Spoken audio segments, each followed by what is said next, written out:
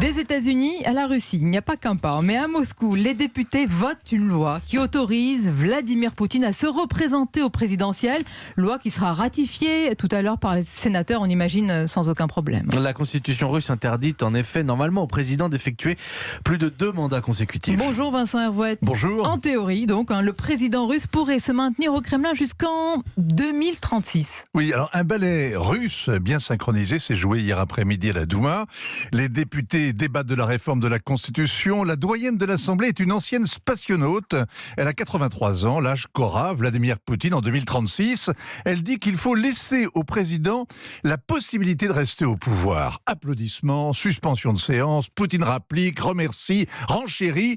Un pouvoir présidentiel fort est nécessaire. La stabilité est prioritaire. L'amendement est rédigé dans la foulée, voté à l'unanimité. Seuls les communistes se sont abstenus. La nouvelle constitution sera soumise à référendum.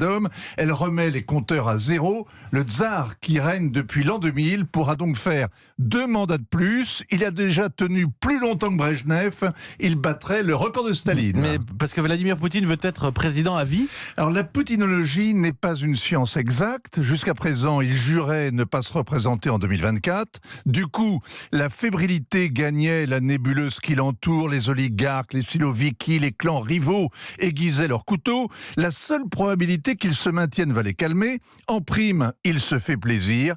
La nouvelle constitution exalte les ancêtres qui nous ont transmis la foi en Dieu. Elle définit le mariage comme l'union d'un homme et d'une femme. Elle défend la langue russe et l'indexation des salaires. Bref, elle tourne le dos résolument à l'Europe progressiste, libérale et amnésique.